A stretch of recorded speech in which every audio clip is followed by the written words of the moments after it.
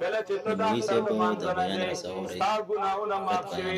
کله چې ته د اختر د مانځه نه روانې تا ته ستا رب بخښنه کړې ده خو الله اعلان کوي چې ای فرشتو یو څو کسان دي چې ګورې هغې نه معاف کومه هغې ته بخښنه نه کومه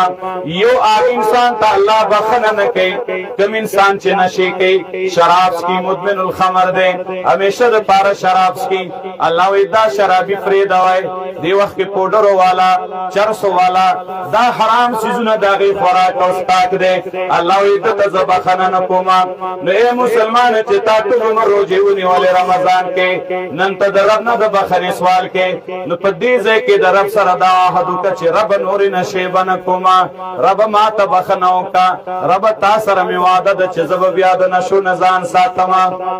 دا لوز رب سره وکړه دویمه دا ده الله وی هغې دوه کسانو ته بخښنه نه کومه چې کوم دوه مسلمانان دي د یو بل سره ورانه ده یو بل سره غم خادي نه کوي یو بل سره خبرې اترې نه کوي الله وی د دې عمل به نه راوچتوئ تر څو چې د یو بل سره روغه نه راکړې نو نن دا عزم وکړه چې زه به د اختر د مانځه نه بعد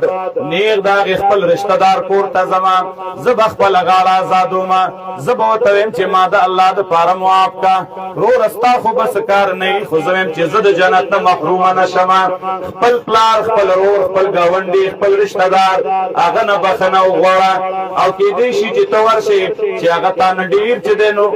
بخښنه غوښتو باندې خوشحاله شي او هغه تا نه وژاړي چې تا ما باندې غټ احسان راوړو تا زما سترګې ښکته کړې او هغه تا بخښنه څه کوې چې هغه ته د هغه د سترګو تور جوړ شي نو دا یو موقع ده چې ته د خپل مسلمان سره صلح وکړې روغه وکړې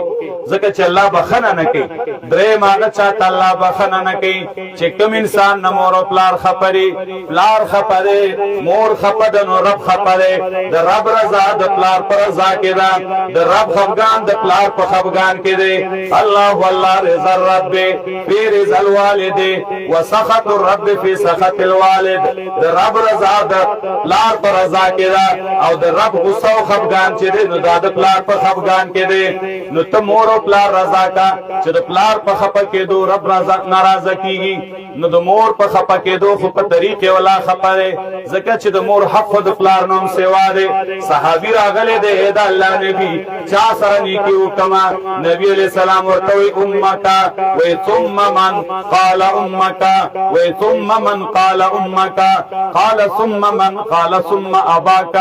ثم الاقرب فالاقرب چا سره نیکي وکړمه یا رسول الله وایي مور سره نیکي وکړه وای بیا چا سره نیکي وکړه وای مور سره نیکي وکړه بیا چا سره نیکي وکړه وای مور سره نیکي وکړه بیا ورته وای بیا پلار سره بیا د تا ته چې څوک نږدې دي هغه سره نیکي کوه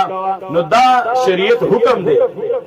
چې مور او پلار سره به احسان کې د الله د حق نه بعد دویم نمبر حق هغه د مور او پلار دی نو ای روزهدار چې تعلقې تېرې کړې تا تندې تېرې کړې نو مور او پلار مخه پټوه مه ناراضه کوه که چا نه خپئ نو نن به بل کار اله کوئ چې مخکې مور او پلار رضا کړي چې الله مونږ ته بخښنه وکړي او آخري